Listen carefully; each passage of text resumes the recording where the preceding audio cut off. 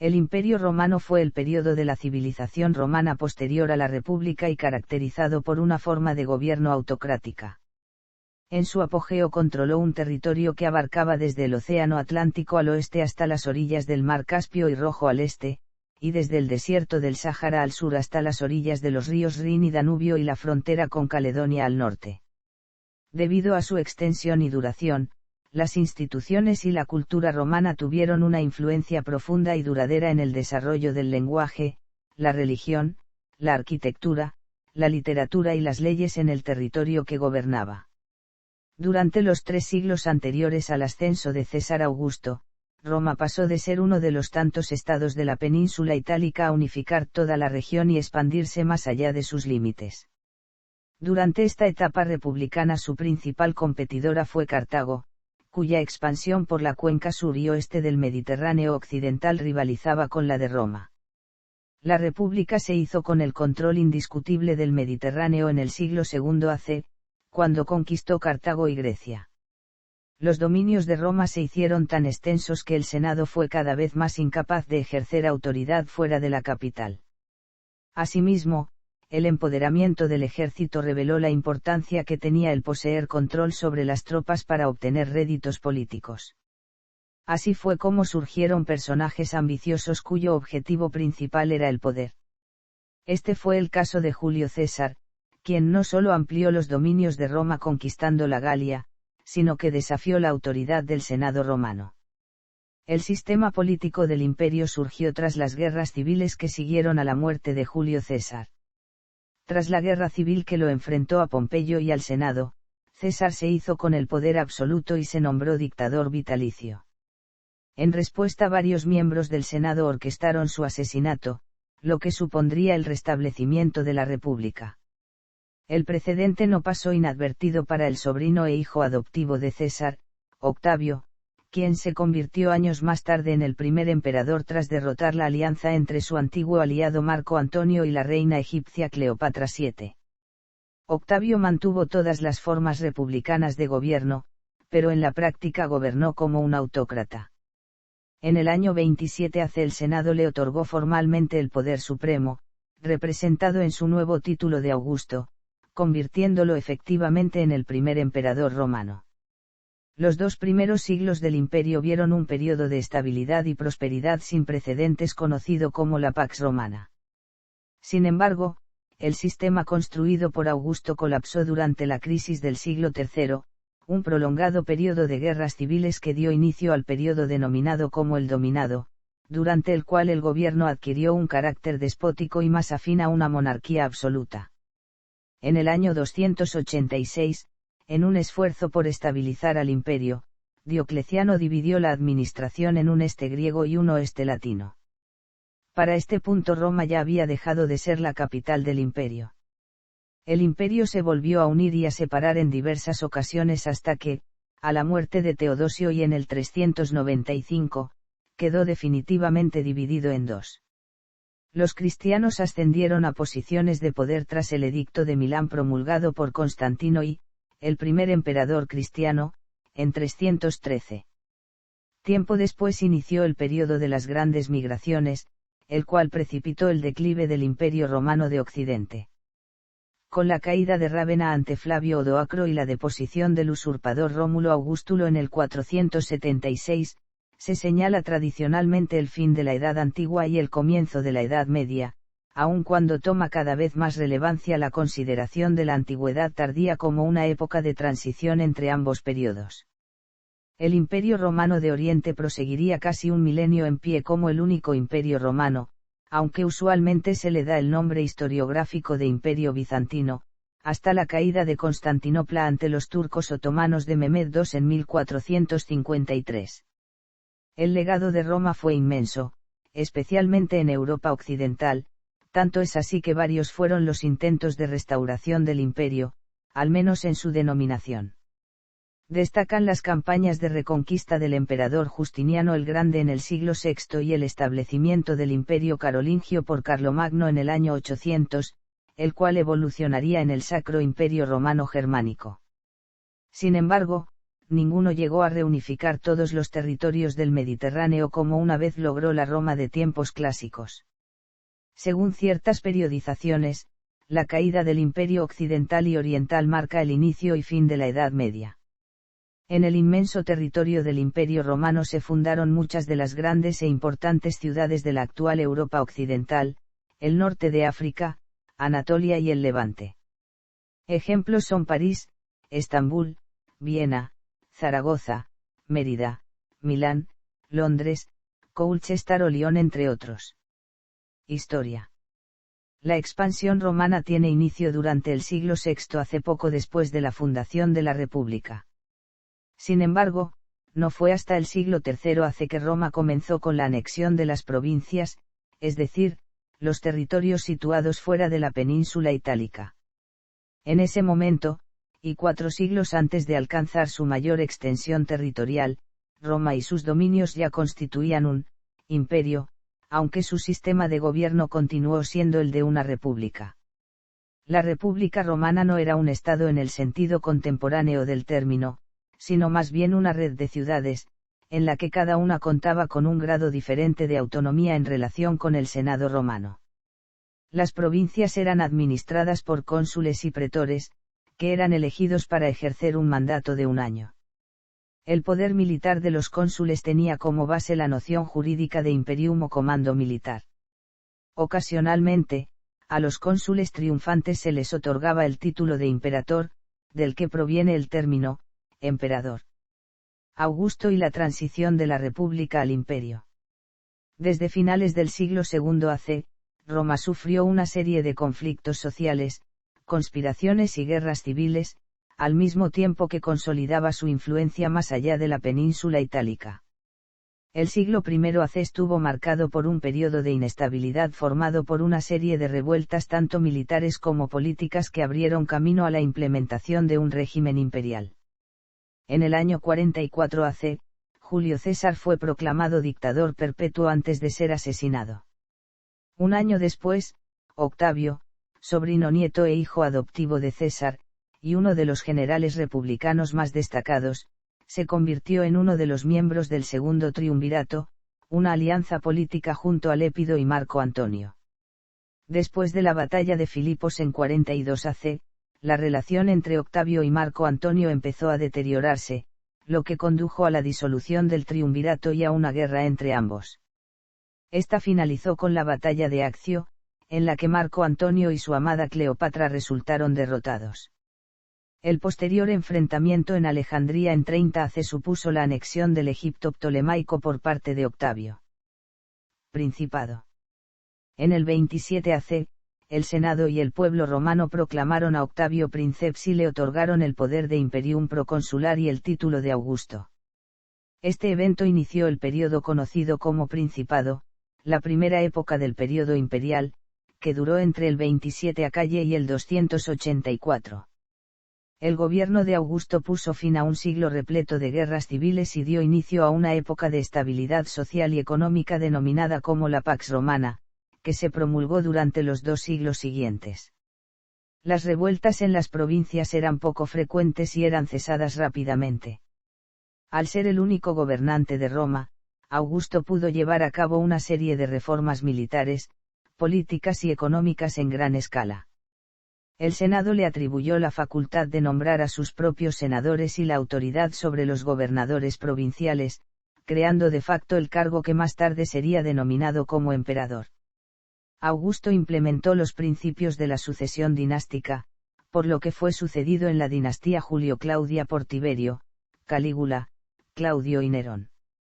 El suicidio de este último llevó a un breve periodo de guerra civil conocido como el Año de los 4 Emperadores, que concluyó con la victoria de Vespasiano y la fundación de la efímera dinastía Flavia, recordada por ser la responsable de la construcción del Coliseo de Roma. Esta fue sucedida por la dinastía Antonina, en la que figuraron los emperadores Nerva, Trajano, Adriano, Antonino Pío y Marco Aurelio, los llamados 5 buenos emperadores. En el 212, mediante el edicto de Caracalla promulgado por el emperador homónimo, fue concedida la ciudadanía romana a todos los ciudadanos libres del imperio. Sin embargo, y a pesar de este gesto universal, la dinastía severa estuvo marcada por varias revueltas y desastres a lo largo de la crisis del siglo III, una época de invasiones, desestabilidad social, dificultades económicas y peste. En la periodización, esta crisis es generalmente considerada el momento de la transición de la antigüedad clásica a la antigüedad tardía. Dominado. Diocleciano renunció al cargo de princeps y adoptó el título de dominus, lo que marcó la transición del principado al dominado, un estado de monarquía absoluta que se prolongó desde el 284 hasta la caída del Imperio Romano de Occidente en el 476.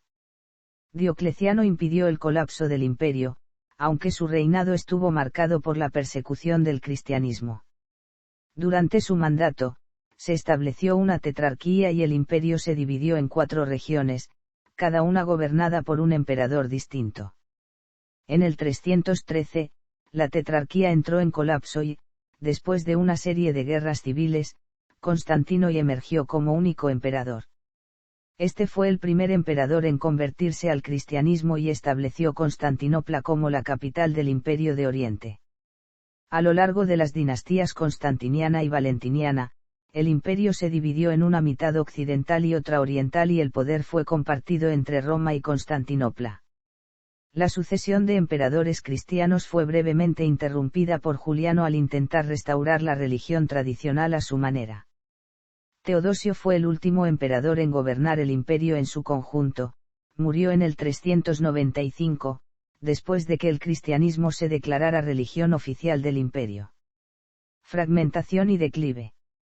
A partir del siglo V, el imperio romano comenzó a fragmentarse a raíz de las migraciones, que superaban en número a la capacidad del imperio para asimilar a los migrants. Aunque el ejército romano pudo repeler a los invasores, de los cuales el más notable fue Atila el Huno, se había asimilado a tantos pueblos de lealtad dudosa que el imperio empezó a desmembrarse. La mayor parte de los historiadores datan la caída del Imperio Romano de Occidente en el 476, año en que el usurpador Rómulo Augustulo fue derrocado por Flavio Odoacro. Sin embargo, en lugar de asumir el título de emperador, Odoacro restituyó a Julio Nepote y juró lealtad a Flavio Zenón, recompensándole el título de Dux Italiae y Patricio. Durante el siglo siguiente, el Imperio Oriental, conocido hoy como Imperio Bizantino, perdió paulatinamente el control de la parte occidental. El Imperio Bizantino cesó en 1453 con la muerte de Constantino XI y la conquista de Constantinopla por parte del Imperio Otomano. Geografía y demografía. El Imperio Romano fue uno de los más grandes de la historia. Dominó una extensión territorial continua a lo largo de Europa, África del Norte y Oriente Próximo, desde el muro de Adriano en la lluviosa Inglaterra hasta las soleadas costas del río Éufrates en Siria, desde las fértiles planicies de Europa Central hasta los exuberantes márgenes del Valle del Nilo en Egipto. La noción de imperium sine fine manifestaba la ideología romana de que su imperio no estaba limitado en el espacio y el tiempo. La mayor parte de la expansión romana se llevó a cabo durante la República, aunque algunos territorios del norte y centro de Europa no fueron conquistados hasta el siglo I DC, periodo que correspondió a la consolidación del poder romano en las provincias. Res Gestae, un relato en primera persona del emperador Augusto que narra su vida y, sobre todo, sus obras, destaca el número de pueblos de las regiones del imperio. La administración imperial realizaba censos con frecuencia y mantenía registros geográficos meticulosos. El imperio alcanzó su mayor extensión territorial durante el reinado de Trajano, correspondiente a una área de aproximadamente 5 millones de kilómetros cuadrados y actualmente dividida por 40 países.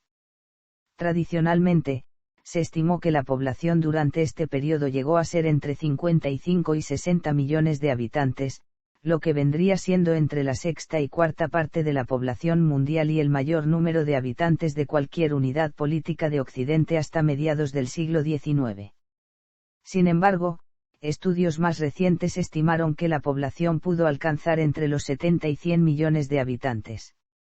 Cada una de las 3 ciudades más grandes del imperio, Roma, Alejandría y Antioquía, tenía el doble del tamaño de cualquier ciudad europea hasta principios del siglo XVII.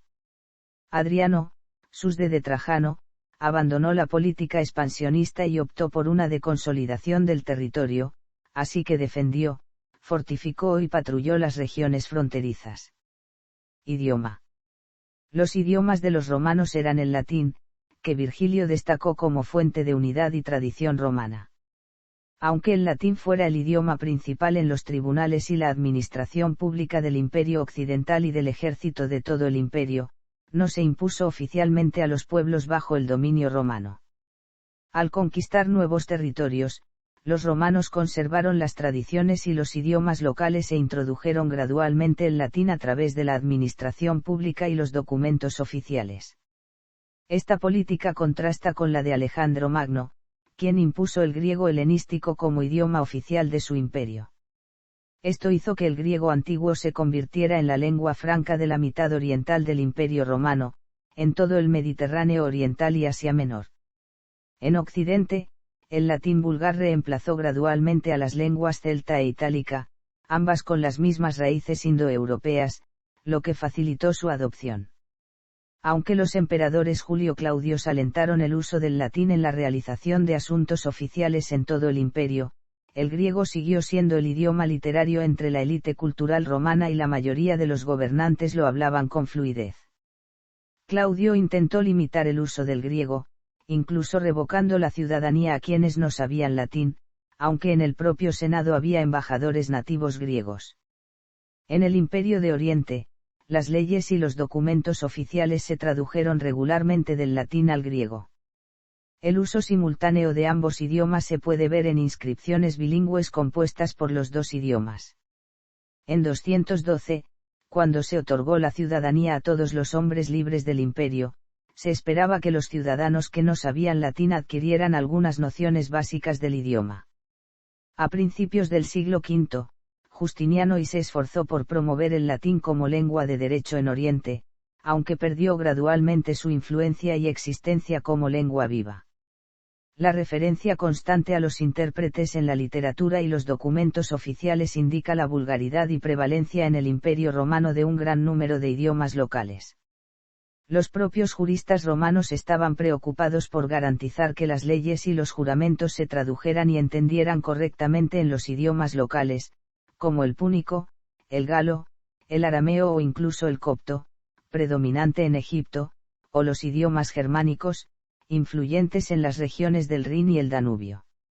En algunas regiones, como en la provincia de África, el púnico se utilizó en monedas e inscripciones en edificios públicos, algunos bilingües junto al latín. Sin embargo, la hegemonía de este último entre las élites y como idioma oficial de los documentos escritos comprometió la continuidad de varios idiomas locales, ya que todas las culturas dentro del imperio eran predominantemente de tradición oral. Ejército romano. El mando supremo del ejército correspondía al emperador. Fuera de Italia, en los territorios provinciales, el mando correspondía al gobernador provincial, pudiendo también asumirlo temporalmente el emperador. El número de legiones osciló en toda la época imperial, con un número máximo cercano a la treintena.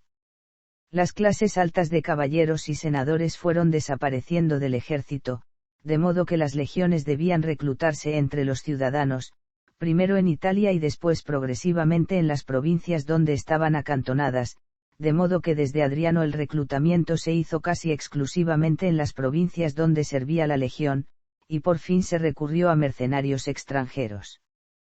Con la entrada de los proletarios el ejército se profesionalizó, si bien estos soldados tenían más facilidad para el motín y el saqueo. Los ascensos se ganaban por méritos, por favores o por dinero.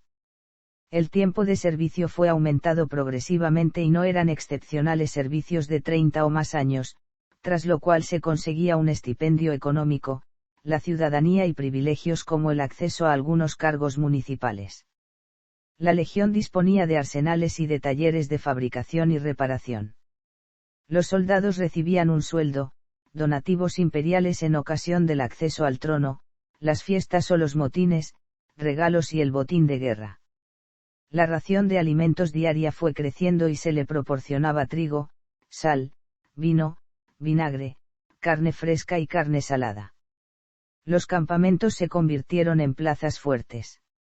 Disponían de murallas y torreones y se dividían interiormente en 4 partes marcadas por 2 vías perpendiculares.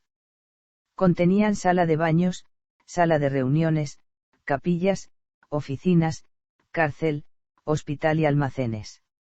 Los mercaderes, artistas, prostitutas y otros acudían a sus alrededores y se establecían constituyéndose aglomeraciones urbanas, y crecían los barrios exteriores para la población civil con casas de baños, anfiteatros y otros edificios públicos. Los terrenos próximos se utilizaban como pastos para el ganado, que se arrendaban a los agricultores de la zona. Estructura de la legión. Una típica legión romana consistía en 10 cohortes, cada una de ellas con 5 o 6 centurias de 80 hombres subdivididas en 10 contubernios, contando pues cada legión 5 o 6 mil hombres de infantería, divididos en 50 o 60 centurias. Contaba también con las guerrillas regulares auxiliares y de caballería con 120 hombres de caballería. El emperador y en su nombre el gobernador provincial designaban a los legatus legionis, lugartenientes de la legión con funciones de pretor, y a sus asistentes los tribunos militares y los centuriones. Junto a los legados de la legión estaban los beneficiarii, los stratou, los comentarienses, los cornicularii y los actuario. Los tribunos militares se dividían en laticlavii y angusticlavii. Los centuriones eran los oficiales básicos de infantería y de caballería. Cada centuria y turma tenía un suboficial llamado optio, que también ejercía funciones administrativas. Los decuriones eran suboficiales que en la infantería mandaban una decuria y en la caballería de las unidades auxiliares mandaba un escuadrón o turma. Otros suboficiales eran el tesserarius, el signifero vexillarius, el aquilifer, el campiductor y el pecunarius. Las cohortes. Las centurias. Equipamiento. El equipamiento de los legionarios cambiaba sustancialmente dependiendo del rango. Durante las campañas, los legionarios iban equipados con armadura, escudo, casco, una lanza pesada y una ligera, una espada corta, una daga, un par de sandalias, una sarcina, y comida y agua para 2 semanas, equipo de cocina, 2 estacas para la construcción de muros, y una pala o cesta. Armada romana. La armada romana comprendió las fuerzas navales del antiguo Estado romano. A pesar de desempeñar un papel decisivo en la expansión romana por el Mediterráneo, la armada nunca tuvo el prestigio de las legiones romanas. A lo largo de su historia los romanos fueron un pueblo esencialmente terrestre, y dejaron los temas náuticos en manos de pueblos más familiarizados con ellos, como los griegos y los egipcios, para construir barcos y mandarlos.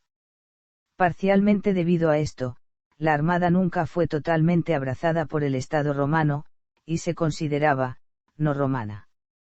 En la antigüedad, las armadas y las flotas comerciales no tenían la autonomía logística que en la actualidad. A diferencia de las fuerzas navales modernas, la armada romana, incluso en su apogeo, no existió de forma autónoma, sino que operó como un adjunto del ejército romano. En el transcurso de la Primera Guerra Púnica la armada fue expandida masivamente y jugó un papel vital en la victoria romana y en la ascensión de la República Romana a la hegemonía en el Mediterráneo. Durante la primera mitad del siglo II AC Roma destruyó Cartago y subyugó los reinos helenísticos del este del Mediterráneo, logrando el dominio completo de todas las orillas del mar interior, que ellos llamaron Mare Nostrum. Las flotas romanas volvieron a tener un papel preponderante en el siglo I AC en las guerras contra los piratas y en las guerras civiles que provocaron la caída de la República, cuyas campañas se extendieron a lo largo del Mediterráneo.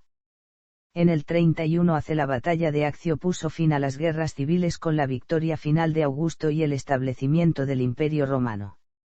Durante el período imperial el Mediterráneo fue un pacífico lago romano, por la ausencia de un rival marítimo, y la armada quedó reducida mayormente a patrullaje y tareas de transporte. Sin embargo, en las fronteras del imperio, en las nuevas conquistas o, cada vez más, en la defensa contra las invasiones bárbaras, las flotas romanas estuvieron plenamente implicadas. El declive del imperio en el siglo III DC se sintió en la armada, que quedó reducida a la sombra de sí misma, tanto en tamaño como en capacidad de combate. En las sucesivas oleadas de los pueblos bárbaros contra las fronteras del imperio, la armada solo pudo desempeñar un papel secundario. A comienzos del siglo V las fronteras del imperio fueron quebradas y pronto aparecieron reinos bárbaros en las orillas del Mediterráneo occidental. Uno de ellos, el pueblo vándalo, creó una flota propia y atacó las costas del Mediterráneo, incluso llegó a saquear Roma, mientras las disminuidas flotas romanas fueron incapaces de ofrecer resistencia. El Imperio Romano de Occidente colapsó en el siglo V y la posterior Armada Romana del duradero Imperio Romano de Oriente es llamada por los historiadores Armada Bizantina. Economía. La economía del imperio se basaba en una red de economías regionales, en las que el Estado intervenía y regulaba el comercio para asegurarse sus propios ingresos. La expansión territorial permitió que se reorganizara el uso de la tierra, lo que condujo a la producción de excedentes agrícolas y una progresiva división del trabajo, particularmente en el norte de África. Algunas ciudades se definían a sí mismas como los principales centros regionales de una determinada industria o actividad comercial. La escala de los edificios en las áreas urbanas indicaba una industria de la construcción completamente desarrollada. Documentos en papiro demuestran métodos de contabilidad complejos que sugieren elementos de racionalismo económico en una economía altamente monetizada. Durante los primeros siglos del imperio, las redes de carreteras y transporte se expandieron significativamente, uniendo rápidamente las economías regionales. El crecimiento económico, aunque no es comparable al de las economías modernas, fue superior al de la mayoría de sociedades previas a la industrialización. Moneda y banca. La economía del imperio se monetizaba universalmente. La normalización del dinero y las formas de pago impulsó la integración comercial y económica en las provincias. Hasta el siglo IV, la unidad monetaria básica era el sestercio, aunque al comienzo de la dinastía Severa también se usó el denario de plata, que valía 4 sestercios. La moneda de circulación corriente de menor valor era el as de bronce, que valía 1/4 de sestercio. El lingote no se consideraba moneda y se usaba solo en negocios en las regiones fronterizas. Los romanos de los siglos I y II contaban las monedas en lugar de pesarlas, lo que indica que el valor se atribuía según su valor fiduciario, y no el valor del metal. Roma no tenía banco central, por lo que la regulación del sistema bancario era mínima. Las reservas de los bancos de la antigüedad clásica eran en general inferiores a los depósitos totales de los clientes. La mayoría de los bancos tenían solo una sucursal, aunque algunos de los más grandes tenían hasta 15 sucursales. Un banquero comercial llamado Argentarius recibía y mantenía depósitos por un tiempo indefinido o plazo fijo, haciendo también préstamos a terceros. Un individuo con deuda podía utilizarla como forma de pago, transfiriéndola a otra parte y sin ningún cambio de dinero. El sistema bancario estaba presente en todas las regiones y permitía cambiar grandes cantidades de dinero en cualquier lugar sin necesidad de transferencias físicas de moneda, lo que reducía el riesgo asociado al transporte. Se tiene conocimiento de al menos una crisis crediticia en el imperio, ocurrida en el año 33, durante la cual el gobierno central intervino en el mercado con un rescate financiero de 100 millones de sestercios. El gobierno no pidió dinero prestado, en ausencia de deuda pública, el déficit tuvo que ser financiado con reservas monetarias. Durante la crisis del siglo III, la disminución del comercio de larga distancia, la interrupción de la minería y la transferencia de valores al exterior por parte de los invasores redujeron significativamente el dinero en circulación. Los emperadores de las dinastías Antonina y Severa devaluaron drásticamente la moneda, particularmente el denario, debido a la presión con el pago a los militares.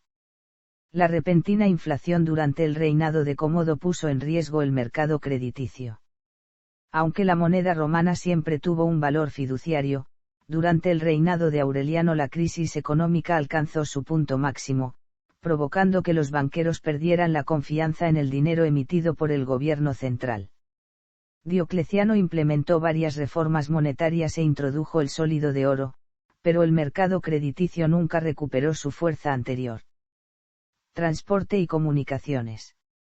Los romanos favorecían el transporte de mercancías por mar o río, ya que el transporte por tierra era más difícil.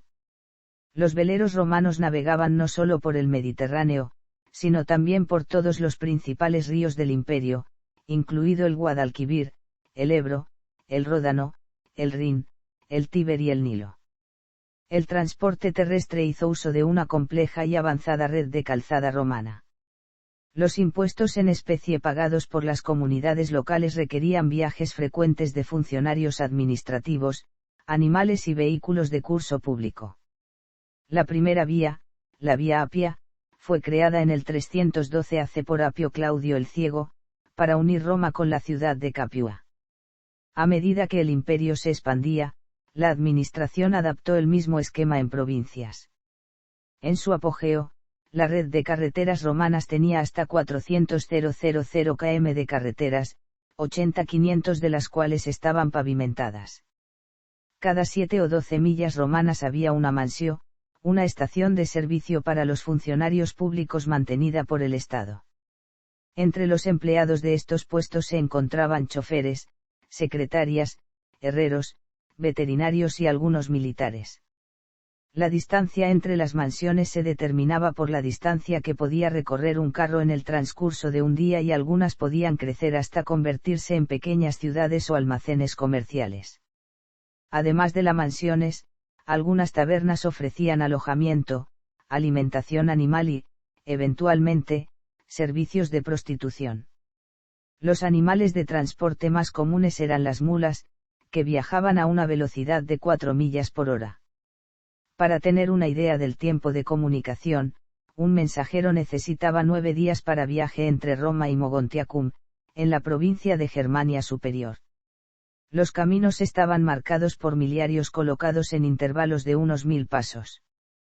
Sociedad.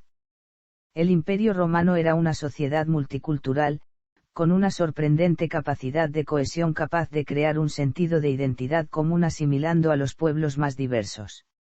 La preocupación romana por la creación de monumentos y espacios comunitarios abiertos al público, como foros, anfiteatros, circos o balnearios, ayudó a establecer el sentimiento de romanidad común. Si bien la sociedad romana poseía un complejo sistema de jerarquías, este es difícilmente compatible con el concepto moderno de clase social. Las 2 décadas de guerra civil previas al gobierno de Augusto dejaron a la sociedad romana tradicional en un estado de confusión y conmoción. Sin embargo, la dilución de la rígida jerarquía de la República condujo a una creciente movilidad social entre los romanos, tanto hacia arriba como hacia abajo, y más expresiva que en cualquier otra sociedad antigua documentada. Las mujeres y los esclavos tuvieron oportunidades que antes les estaban prohibidas.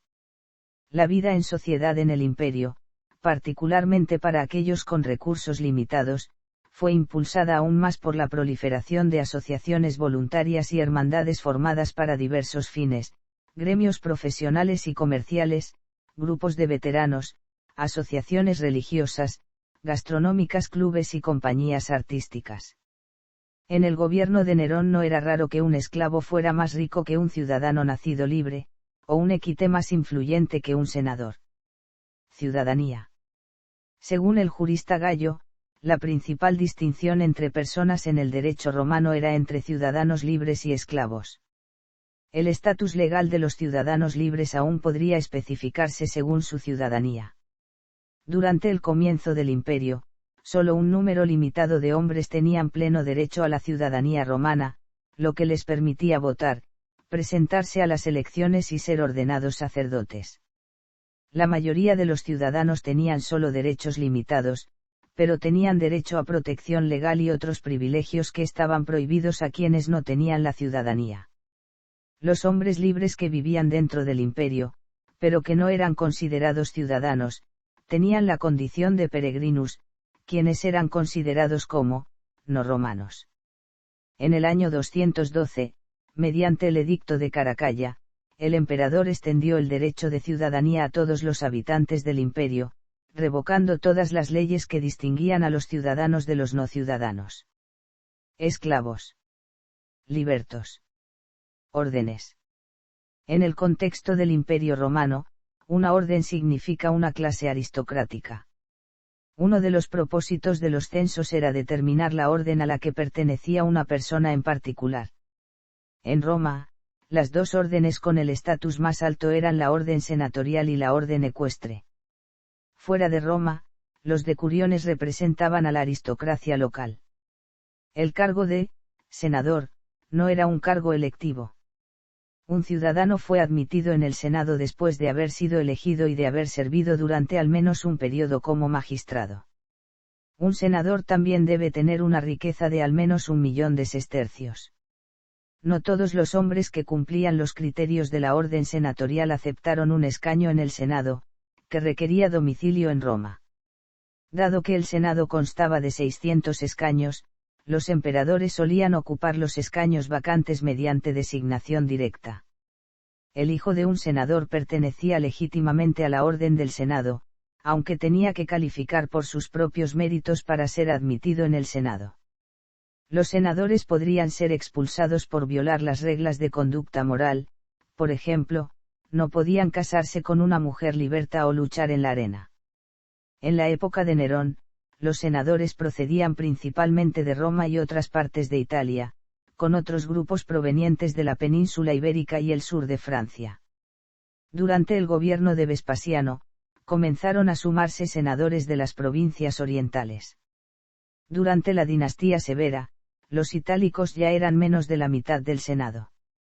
El cargo de senador romano era el cargo de máximo cargo y era considerado como la culminación del curso político. Sin embargo, los miembros de la orden ecuestre en muchos casos tenían mayor riqueza y poder. La admisión a la orden tenía como criterio la riqueza y las posesiones de una persona, que calificaba mediante una valoración censal de 400.000 sestercios y al menos 3 generaciones de nacimientos libres.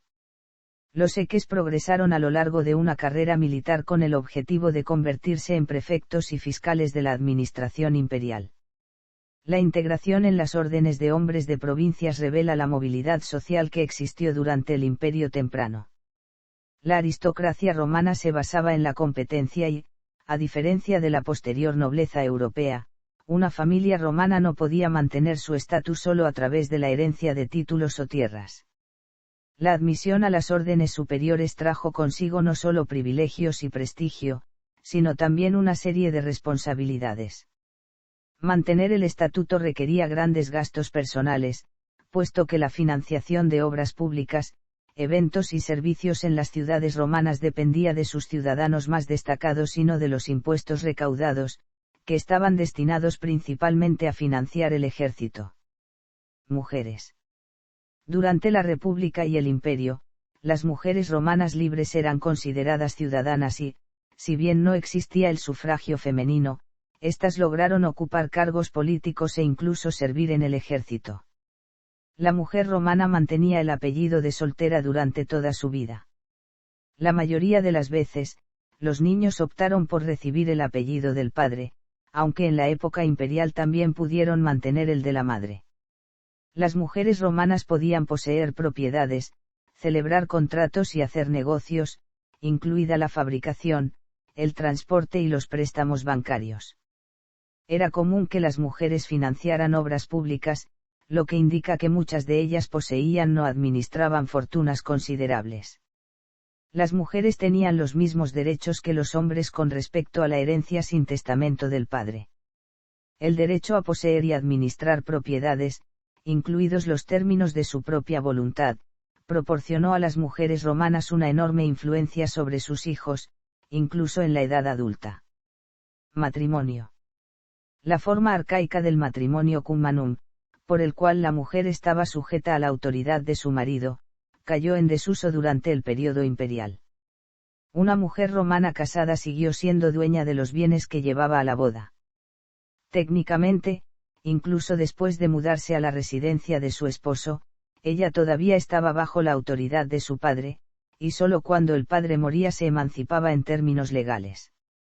Este principio demuestra el grado relativo de independencia de la mujer romana en comparación con otras culturas de la antigüedad y hasta la época moderna. Aunque la mujer romana tuvo que responder ante su padre en asuntos legales, ella era libre de manejar la vida cotidiana y su esposo no tenía poder legal sobre ella. Aunque era una cuestión de orgullo social haberse casado una sola vez, el estigma social con respecto al divorcio o al nuevo matrimonio era prácticamente inexistente. Religión. Después de la crisis republicana y la transición al imperio, la religión del Estado se adaptó para apoyar al nuevo régimen. Augusto implementó un vasto programa de avivamiento y reformas religiosas.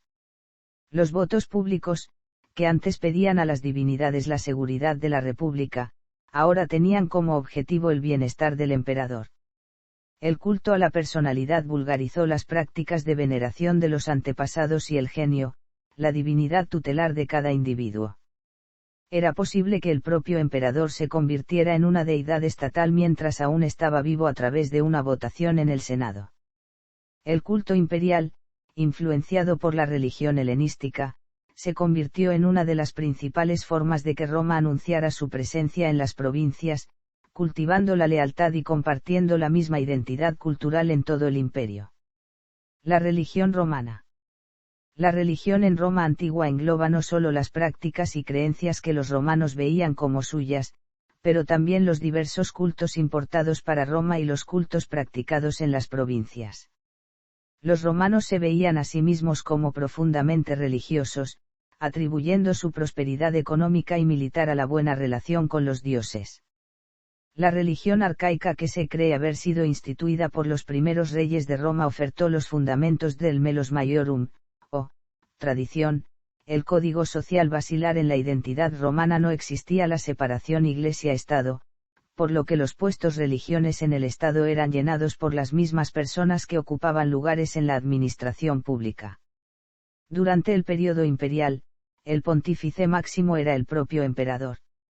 La religión romana era práctica y contractual, basada en el principio del do ut des. La religión tenía como principios el conocimiento y la práctica correcta de la oración, de los rituales y del sacrificio, y no la de la fe o el dogma. Para el ciudadano común, la religión era parte del cotidiano. La mayoría de las residencias poseía un altar doméstico en el cual se realizaba la oración y la libación.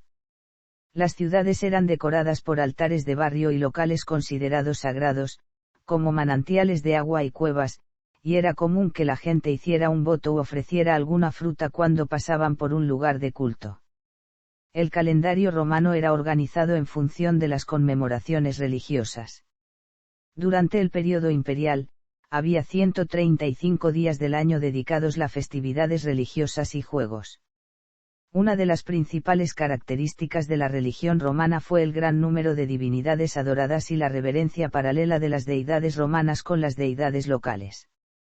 La política de conquista romana consistió en la asimilación de divinidades y cultos de los pueblos conquistados, y no en su erradicación. Roma promovió la estabilidad entre diferentes pueblos apoyando diferentes herencias religiosas, construyendo templos para deidades locales que enmarcaban las prácticas indígenas en la jerarquía de la religión romana. En el apogeo del imperio, las deidades internacionales eran adoradas en Roma, cuyo culto se había extendido a las provincias más remotas, entre ellas Cibeles, Isis, Epouna y los dioses del monismo solar, como Mitra y Sol Invicto. Las religiones mistéricas, que ofrecían a los iniciados la salvación después de la muerte, se practicaban de manera complementaria a los rituales familiares y la participación en la religión pública. Sin embargo, los misterios involucraban el secreto y los juramentos exclusivos, que los conservadores romanos veían con sospecha y como elementos característicos de la magia, la conspiración y la actividad subversiva. Se hicieron varios intentos para reprimir sectas que parecían amenazar la unidad y la moral tradicionales, algunas de ellas de manera violenta. En Galia, se hicieron varios intentos para controlar el poder de los druidas, inicialmente prohibiendo a los ciudadanos romanos pertenecer a la orden y luego prohibiendo completamente el druidismo. Sin embargo, las propias tradiciones celtas fueron reinterpretadas en el contexto de la teología imperial, dando lugar a la cultura galorromana. Monismo solar. A medida que el imperio decaía, las religiones mistéricas fueron ganando fuerza mientras que las tradicionales fueron decayendo. De entre las nuevas religiones surgió el mitraísmo, que fue ganando peso en el estamento militar hasta introducirse en la corte de mano de los soldados emperadores como Aureliano. A esto hay que añadir que desde la propia religión tradicional romana y por mano de filósofos como los neoplatónicos, la idea monoteísta fue ganando fuerza, viéndose al sol como el ser o poder original del que provenían el resto de dioses, siendo estos avatares del primero. Este proceso de sincretización permitió una transición natural al cristianismo, contraria a la creencia impopular de su imposición por la fuerza. Cristianización. El rigor monoteísta del judaísmo planteó dificultades a la política de tolerancia religiosa romana. Cuando los conflictos políticos y religiosos se volvieron irreconciliables, surgieron varias revueltas entre judíos y romanos. El sitio de Jerusalén en el año 70 fue la causa del saqueo del templo de la ciudad y de la dispersión del poder político judío. El cristianismo surgió en la provincia de Judea en el siglo II como una secta religiosa judía, con el Papa Lino en el año 76 jugando un papel importante en ese periodo. Religión se expandió gradualmente a Jerusalén, inicialmente estableciendo importantes centros en Antioquía y Alejandría, y desde allí por todo el imperio. Las persecuciones oficiales fueron escasas y esporádicas y la mayoría de los martirios se produjeron por iniciativa de las autoridades locales. A principios del siglo IV, Constantino y con el Edicto de Milán legalizó el cristianismo, bautizándose poco antes de morir, convirtiéndose en el primer emperador cristiano, marcando el comienzo de una era de hegemonía cristiana. El emperador Juliano hizo un breve intento de revivir la religión tradicional a su manera, pero esto fue efímero. En el año 391, Teodosio y el Grande convirtió al cristianismo en la religión estatal del Imperio Romano, excluyendo permanentemente a todas las demás.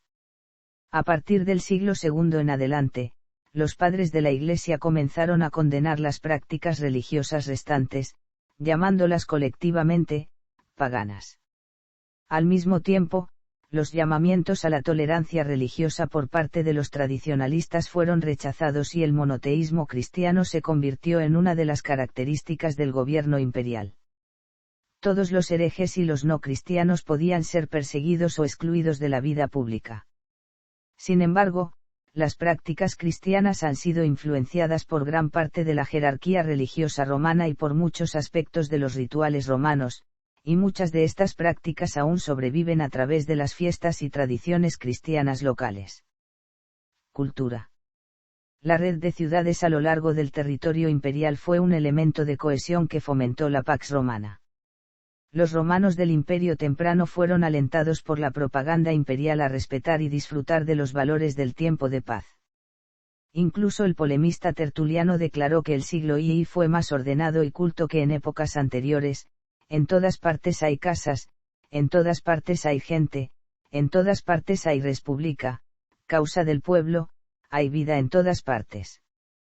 Muchas de las características asociadas a la cultura imperial, como el culto público, los juegos y festividades, los concursos de artistas, oradores y deportistas, así como la gran mayoría de obras de arte y edificios públicos, fueron financiados por particulares, cuyos gastos del beneficio de la comunidad ayudó a justificar su poder económico y privilegios legales y provinciales. El declive de las ciudades y la vida cívica en el siglo IV, cuando las clases pudientes ya no podían financiarla obra pública, fue uno de los signos de la inminente disolución del imperio.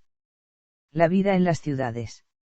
En la antigüedad clásica, las ciudades se consideraban territorios que fomentaban la civilización si estaban debidamente diseñadas, ordenadas y adornadas. La planificación de las ciudades romanas y el estilo de vida urbano fueron influenciados por la civilización griega de periodos anteriores en la parte oriental del imperio.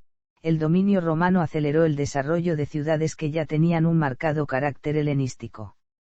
Algunas ciudades, como Atenas, Afrodisias, Efeso y Gerasa, modificaron algunos aspectos de la arquitectura y la planificación urbana de acuerdo con los cánones imperiales, al tiempo que expresaron su identidad individual y prominencia regional en las partes más occidentales del imperio, habitadas por personas de lenguas celtas.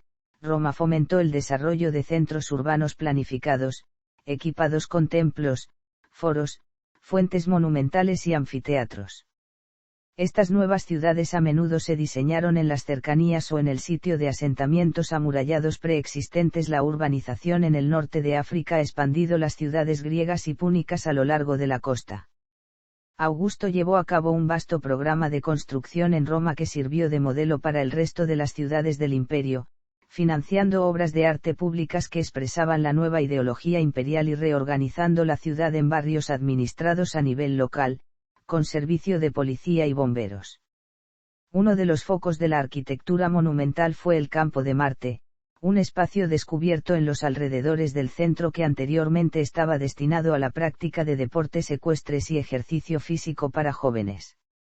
Allí se construyeron el Altar de la Paz y el Obelisco de Montecitorio, importados de Egipto, que formaban el puntero de un monumental reloj de sol.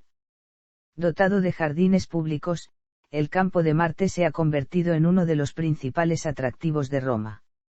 Los romanos fueron pioneros en la ingeniería y construcción de sofisticadas infraestructuras como fontanería, acueductos, carreteras y puentes. Las obras se extendieron por todo el imperio, lo que fue posible en gran parte gracias a la extensa red de carreteras.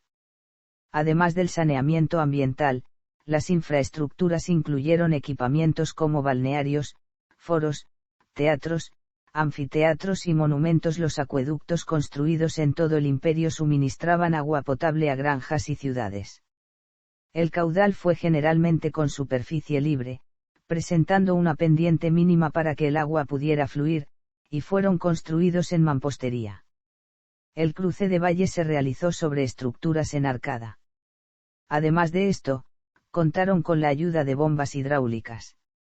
Las aguas residuales se recogieron en una sofisticada red de alcantarillado, un ejemplo de lo cual es el Alcantarillado Máximo en Roma, una de las redes de alcantarillado más antiguas del mundo, construida en Roma a finales del siglo VI AC, iniciada por Tarquinio Prisco, que aprovechó la experiencia desarrollada por ingeniería etrusca para drenar las aguas residuales en el río Tíber. El funcionamiento de la cloaca máxima y otras redes de alcantarillado romanas, como la de Eboraco, continuó durante bastante tiempo tras la caída del Imperio Romano. Viviendas. Aguas termales. Educación. La educación romana tradicional era moral y práctica. Las historias enfocadas en grandes personalidades tenían la intención de inculcar en los jóvenes los valores romanos. Se esperaba que los padres y la familia actuaran como modelo de comportamiento y que los padres con una profesión transmitieran este conocimiento a sus hijos, que luego podrían convertirse en aprendices. Las élites urbanas de todo el imperio compartían una cultura literaria imbuida de los ideales educativos griegos. Muchas ciudades griegas financiaron escuelas superiores y, además de alfabetización y aritmética, el plan de estudios también incluía música y deportes.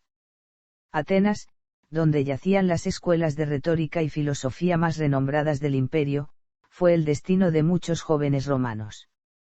Por regla general, todas las hijas de miembros de órdenes ecuestres y senatoriales recibían instrucción. El nivel de calificación variaba, desde aristócratas educados hasta mujeres capacitadas para ser calígrafas o escribas.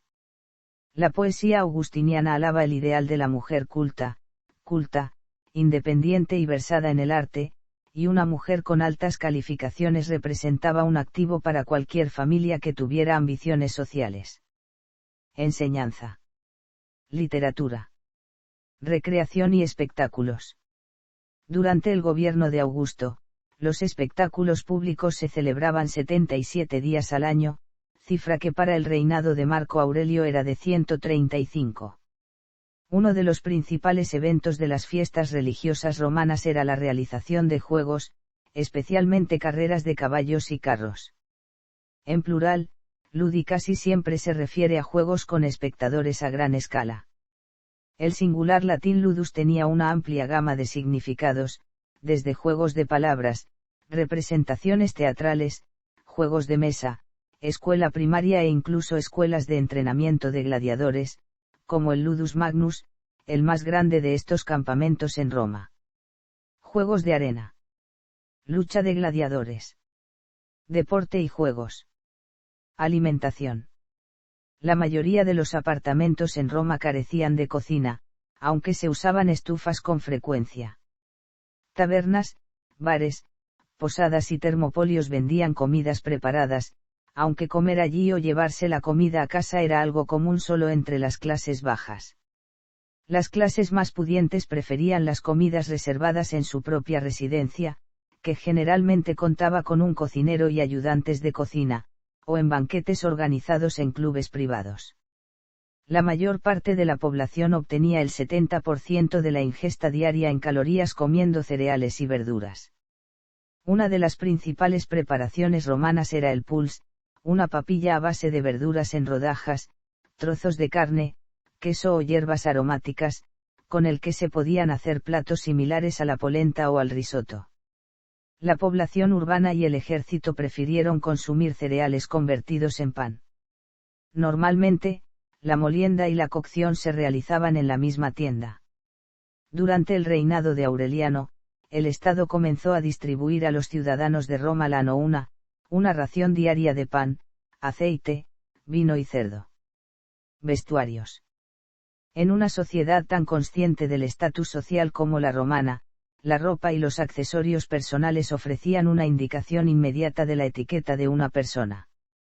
Vestirse correctamente era considerado como el reflejo de una sociedad ordenada. La toga era la vestimenta nacional característica del hombre romano, aunque era pesada y poco práctica, y se usaba principalmente para tratar asuntos políticos, rituales religiosos y presencia en las cortes.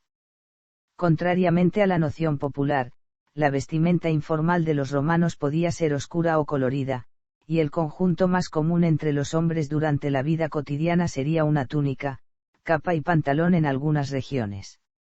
Es difícil estudiar la forma en que vestían los romanos en la vida cotidiana debido a la falta de evidencia directa, ya que el retrato suele presentar al personaje con vestimentas simbólicas y las telas sobrevivientes de este periodo son raras. La prenda básica para todos los romanos, independientemente de su género o condición social, era una simple túnica con mangas. La longitud se diferenciaba según el usuario, los masculinos alcanzaban la mitad de la altura entre la rodilla y el tobillo, aunque los de los soldados eran más cortos, las mujeres tenían sus túnicas hasta el tobillo y las niñas hasta la rodilla. Las túnicas para pobres y esclavos eran de lana cardada y la longitud se determinaba según el tipo de trabajo realizado. Las mejores túnicas estaban hechas de lana o lino procesados.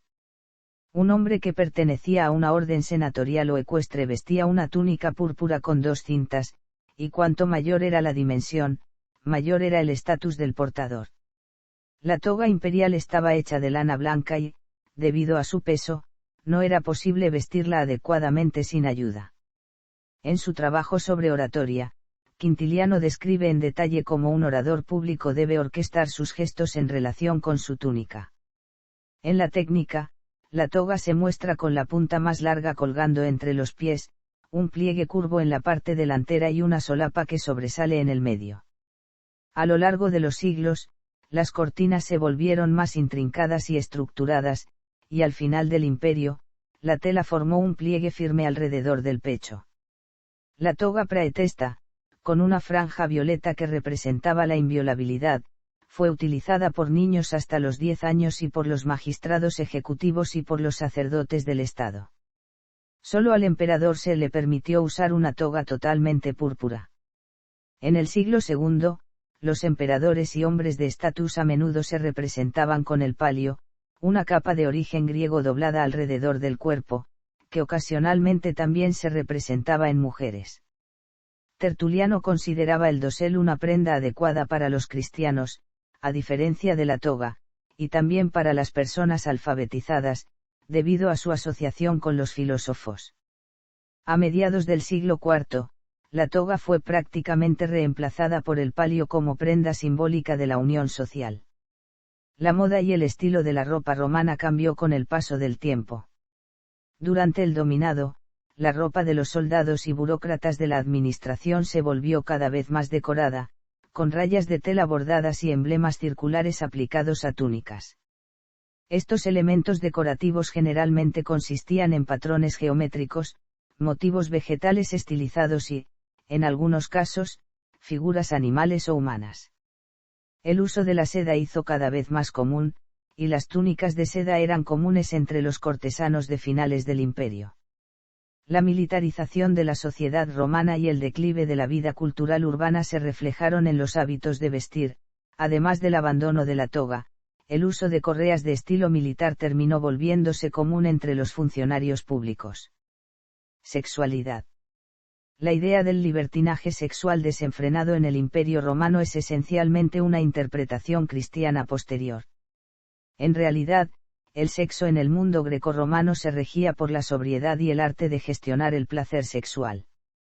La sexualidad era uno de los temas del Mos Maiorum, el conjunto de normas sociales que guiaban la vida pública, privada y militar, y la conducta sexual estaba moderada por las nociones de pudor y vergüenza.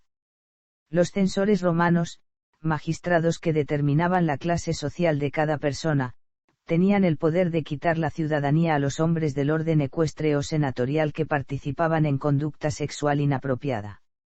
La legislación moral introducida durante el reinado de Augusto intentó regular la conducta de la mujer como una forma de promover los valores familiares.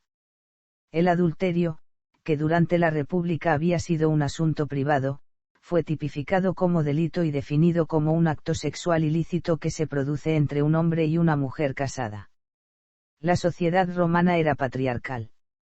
La masculinidad se asoció con el ideal de virtud y autodisciplina, mientras que la corresponsal femenina fue la modestia.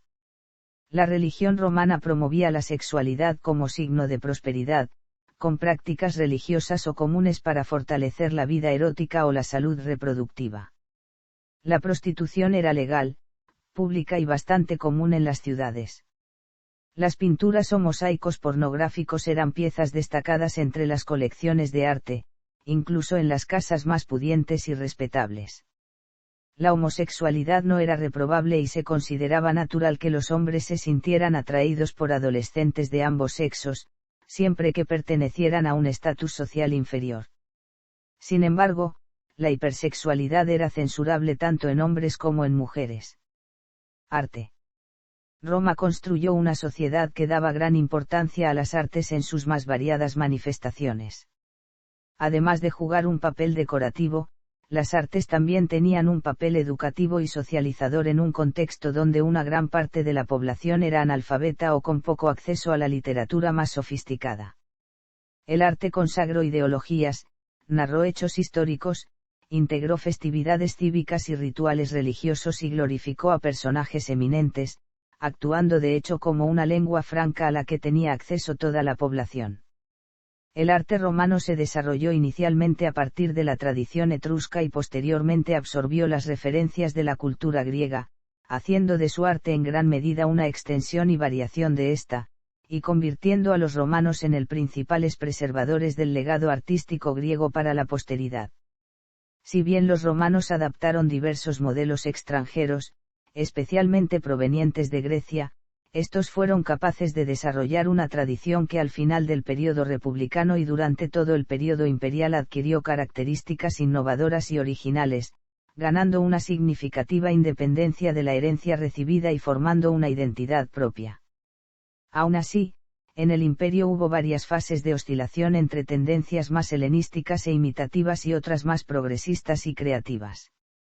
Esto, sumado a las múltiples variaciones regionales, la incorporación de influencias orientales, los importantes cambios surgidos de la cristianización y el fuerte y permanente amor romano por el eclecticismo, hacen del arte de la Roma imperial un complejo mosaico de tendencias, a veces bastante divergente, siendo imposible caracterizarlo como un bloque estético monolítico. A pesar del enorme valor otorgado a las obras de arte, los artistas tenían un estatus social más bajo, incluso si se trataban de individuos reconocidos. Los romanos y griegos veían a los artistas y artesanos como trabajadores manuales, aunque al mismo tiempo se reconocía la pericia necesaria para producir arte de calidad, incluso considerándose una ofrenda divina. Arquitectura. Los arcos de medio punto, las bóvedas y las cúpulas son características de la arquitectura romana que la distinguen de la arquitectura griega. La introducción de estos elementos, de una dimensión sin precedentes en la historia, fue posible gracias a la invención del hormigón.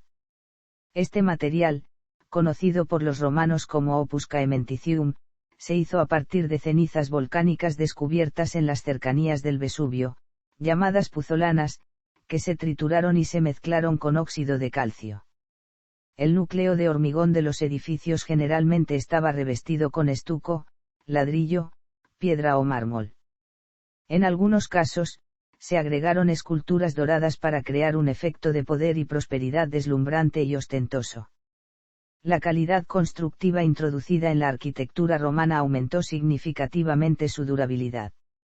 Muchos de los edificios romanos todavía están intactos y en uso, la mayoría de los cuales son edificios convertidos en iglesias durante la era cristiana. Sin embargo, en muchas de las ruinas se ha eliminado el revestimiento de mármol, como es el caso de la Basílica de Constantino. Las cúpulas eran una presencia común en balnearios, villas, palacios y tumbas. Las salas de audiencias de muchos de los palacios imperiales estaban coronadas por cúpulas y también eran muy comunes en los pabellones de los jardines.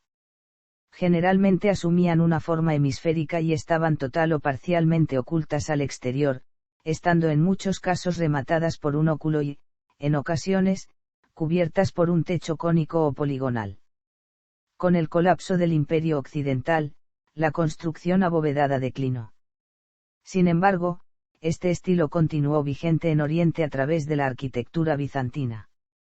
Fue durante los gobiernos de Trajano y Adriano que el imperio alcanzó su máximo apogeo tanto territorial como artístico, habiendo comenzado un inmenso programa para la construcción de monumentos, asambleas, jardines, acueductos, balnearios, palacios, pabellones, sarcófagos y templos.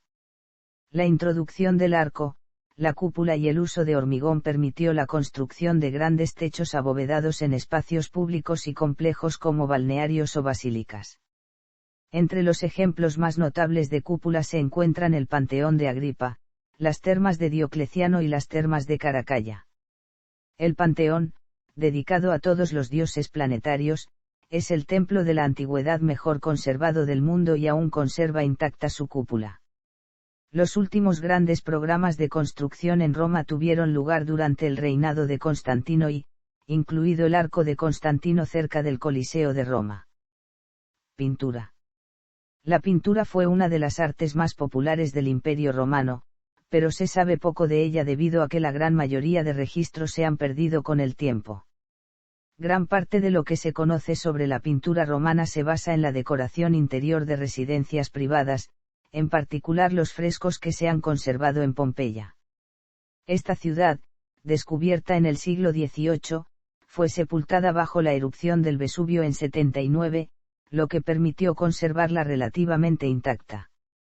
A partir de este conjunto de obras, que, aunque rico y variado, es una fracción ínfima de lo producido y abarca un periodo muy limitado, se estableció una cronología de estilos que se ha aplicado a todo el legado pictórico imperial. Según esta propuesta, la pintura romana evolucionó a partir de ejemplos griegos de decoración mural puramente geométrica, incorporando progresivamente elementos figurativos en escenarios arquitectónicos o paisajísticos, utilizando a menudo modelos griegos o citando obras griegas famosas en reinterpretaciones creativas, llegando a presentar en algunos ejemplos una gran sofisticación y suntuosidad. Además de frisos decorativos y paneles con motivos geométricos y vegetales, la pintura mural representa escenas de la mitología, los paisajes y jardines, la recreación, espectáculos, el trabajo y la vida cotidiana e incluso escenas eróticas.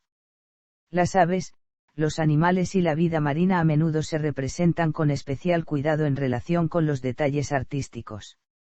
A través de registros literarios y escasos remanentes esparcidos por la extensión del imperio, se sabe que la pintura mural fue solo una de las modalidades de pintura practicada, con registros de obras realizadas sobre tela, metal, piedra, marfil y otros soportes, utilizando pigmentos variados de origen vegetal y mineral. Los retratos pintados sobre tablas de madera y planchas de metal fueron muy apreciados, especialmente en contextos funerarios, pero también como una glorificación de personajes ilustres, presentados en procesiones que reafirmaban el prestigio de las familias patricias y otras festividades públicas. Los ciudadanos comunes también podían tener sus rostros inmortalizados, ya que la técnica tenía un costo relativamente bajo. Sobrevivió a un buen conjunto de retratos funerarios en encáustica en Egipto, mostrando una técnica exquisita y un gran realismo. Los retratos de Fayún son un indicador de por qué las fuentes literarias antiguas se maravillaban del realismo de las representaciones artísticas. Otro género popular fue el de las pinturas triunfantes, ejecutadas en grandes paneles que representan batallas y mapas de campañas militares, presentadas en las procesiones de los generales victoriosos. También cabe destacar la producción de manuscritos iluminados, de las que se conservan muy pocas copias. Gran parte de la escultura del retrato habría sido pintada, aunque la pintura rara vez ha sobrevivido a lo largo de los siglos. A partir del siglo II en adelante, con la expansión del cristianismo, surgió un tema completamente nuevo relacionado con esta religión, el arte paleocristiano, al mismo tiempo que se observó una creciente simplificación y geometrización de las formas. Sin embargo, aún quedan algunos refinados ejemplos de pintura tardío imperial que remiten a la tradición clásica, principalmente en Dura Europos, con temas hebreos, y en Laxar, con temas cristianos. Escultura. La escultura fue una de las expresiones artísticas más importantes de los romanos y estuvo presente en todos los aspectos de su vida, desde el doméstico al público, desde el religioso al civil y militar, en grandes y pequeñas dimensiones, en piedra, metal o cerámica, con propósitos decorativos, conmemorativos, celebrativos o educativos. La parte más importante de la escultura imperial es figurativa, pero también se aplica a objetos utilitarios. Era común aplicar una pintura decorativa a la superficie de las esculturas. La tradición griega siguió siendo un referente central a lo largo de toda la trayectoria del arte escultórico en Roma, pero, al igual que con otras expresiones artísticas, se introdujeron varias innovaciones propias.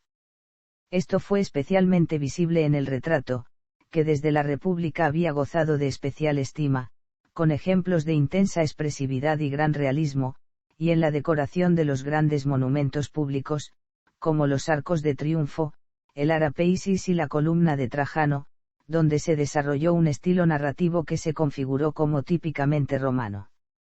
En todo el imperio, las influencias orientales provocaron un lento pero creciente alejamiento del canon griego hacia una simplificación formal que sentó las bases de la escultura bizantina, paleocristiana y medieval. Aún así, fueron varias las fases en las que se recuperaron arcaísmos clásicos, como en la época de Augusto, cuando se exaltaban elementos que reforzaban la continuidad con un pasado prestigioso, lo que al mismo tiempo servía para crear una cohesión política y cultural. Con el auge del cristianismo, aparecieron nuevos temas, pero la herencia clásica siguió ofreciendo modelos importantes para la constitución de una iconografía renovada. Durante el período de Augusto, los retratos utilizaron proporciones clásicas y rasgos jóvenes, evolucionando luego hacia una combinación de realismo e idealismo. Los retratos del período republicano demuestran un intenso realismo, aunque a partir del siglo II AC fue adoptando progresivamente el concepto de desnudez heroica, a menudo para el retrato de generales conquistadores.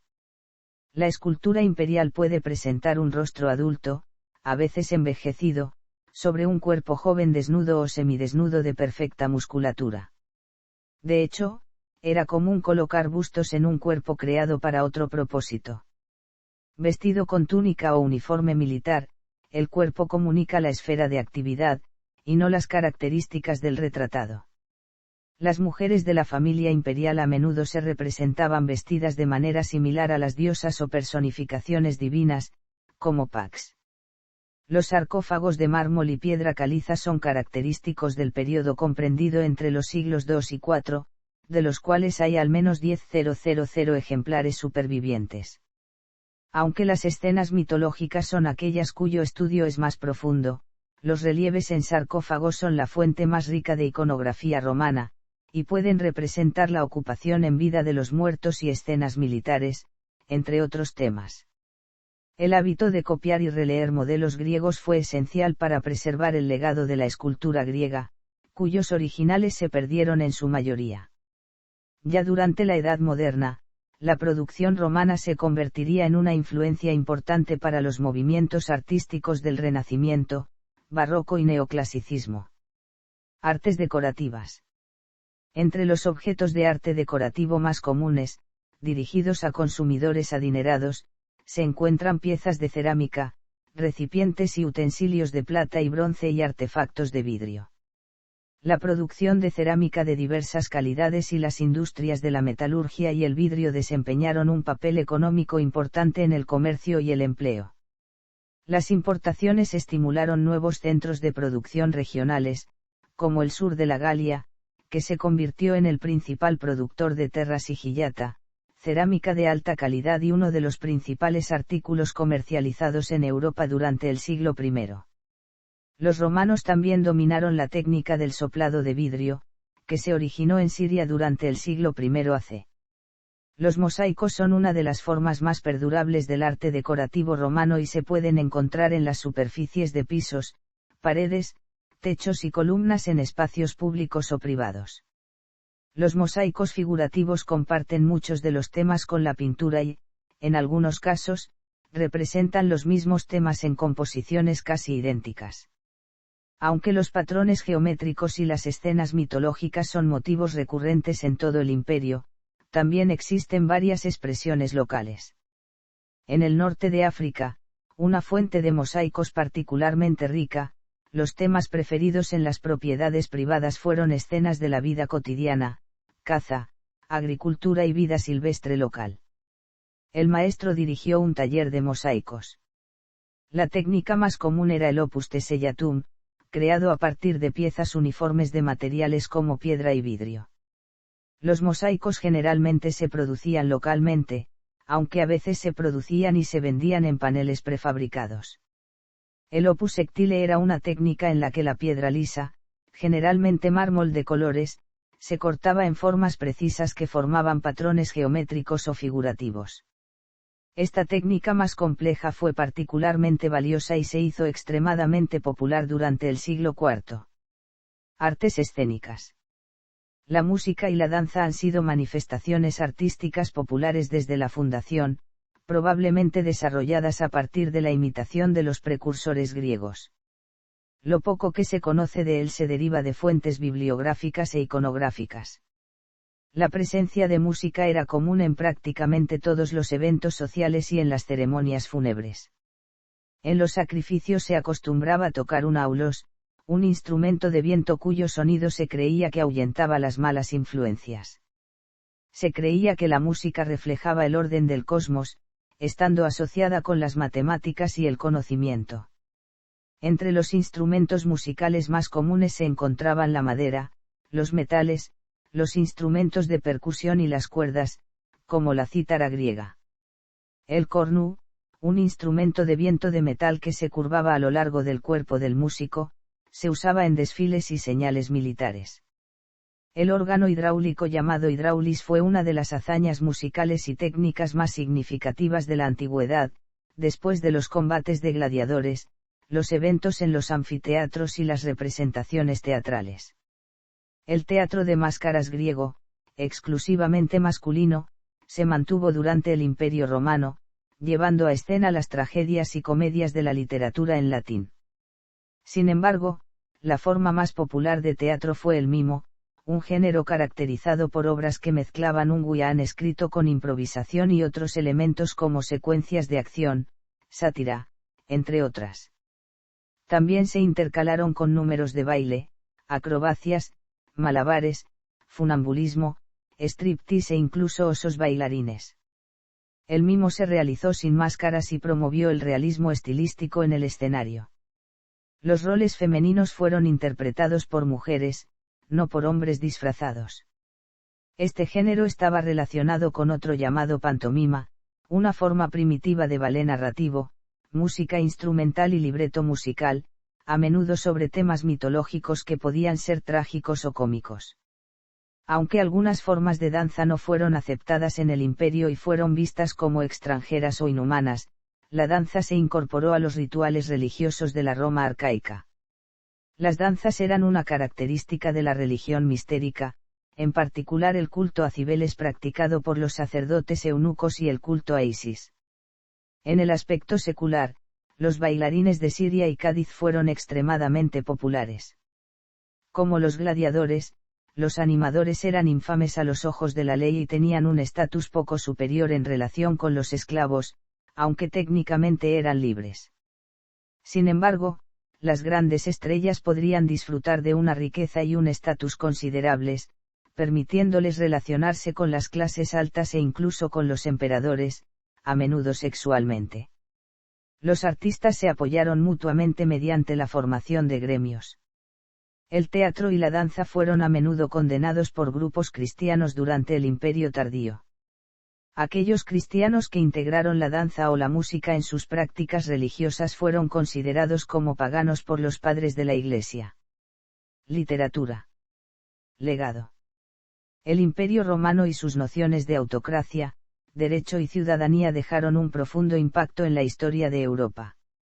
El sentimiento de compartir una cultura e identidad común, en lugar de un único idioma o literatura, se debió a la propia naturaleza del imperio. Tras la caída del Imperio romano de Occidente, varios estados afirmaron ser sus sucesores, un concepto conocido como el Translatio Imperii. Este fue el caso del Sacro Imperio Romano Germánico, entidad establecida tras la coronación de Carlomagno, rey de los francos, por el Papa León III en la Navidad del año 800. Carlomagno fue coronado como emperador romano, aunque dicho evento no fundó un nuevo estado inmediatamente. El Translatio Imperii pasó de los francos al pueblo alemán tras la coronación de Otoni en el 962, dando inicio a una serie de emperadores romanos, que continuaron titulándose como tal hasta el fin del imperio en 1806, durante las guerras napoleónicas. En el este, el legado romano continuó a través del Imperio bizantino. Los griegos bizantinos continuaron denominándose a sí mismos como romanos, y a su estado como el Imperio romano, hasta la caída de Constantinopla en 1453, aunque nunca fueron reconocidos en Occidente. Mehmed II el Conquistador hizo de Constantinopla la nueva capital del Imperio turco otomano y se proclamó a sí mismo como César de Roma, asumiendo así el Translatio Imperii. Paralelamente, el Principado de Moscú, significativamente influenciado por la Iglesia ortodoxa bizantina y la tradición grecorromana, se declaró también heredero del Imperio romano. Iván III el Grande proclamó a su ciudad como la Tercera Roma, idea que sería posteriormente reforzada con la adopción de los títulos de autocrátor, zar y, desde Pedro el Grande, imperator y peitar patriae. Otro de los principales legados de Roma fue la religión cristiana. La Pax Romana creó una enorme región de estabilidad y unión política que permitió la expansión de la Iglesia católica, que es en esencia una monarquía absoluta basada en el modelo romano. Los papas asumen el título del sumo sacerdote romano, el pontífice máximo, y se proclaman herederos de César. Los 7 siglos de dominación romana en Italia también dejaron un fuerte legado cultural que influyó significantemente en el nacionalismo italiano y el Risorgimento, de 1861, sirviendo también como base fundamental del fascismo italiano durante la época de Benito Mussolini. En el ámbito artístico, el arte romano influyó en la arquitectura renacentista y la arquitectura románica en el sur de Europa, al igual que en los territorios ortodoxos del este. Muchos de los elementos clásicos romanos formaron las bases estéticas del Renacimiento y el neoclasicismo. En las regiones romanizadas del Imperio Occidental, las lenguas prelatinas se extinguieron progresivamente y el latín se convirtió en la lengua materna de la mayoría de los habitantes. De esta forma el latín se desarrolló en varias ramas que evolucionarían hacia las lenguas romances modernas, como el español, el portugués, el francés, el italiano o el rumano, además de tener una enorme influencia en el idioma inglés. A pesar de su fragmentación, el latín siguió siendo la lengua internacional por excelencia en la enseñanza, la literatura, la diplomacia y la vida intelectual hasta el siglo XVII, estando todavía presente en obras legales y eclesiásticas de la Iglesia romana. Este no fue el caso en el Imperio Oriental, donde la mayoría de los hablantes griegos se concentraron en los alrededores de Grecia y las regiones costeras. Varias lenguas afroasiáticas, principalmente copto en Egipto y arameo en Siria y Mesopotamia, nunca lograron ser completamente reemplazadas por el griego. Notas. Véase también. Monarquía romana. República romana. Historia de Roma. Cronología de la antigua Roma. Imperio romano de Occidente / Imperio bizantino. Demografía del Imperio romano. Historia de las instituciones en la antigua Roma. Egipto. Guerras romano-sasánidas. Pueblos germánicos. Economía de la Galia romana.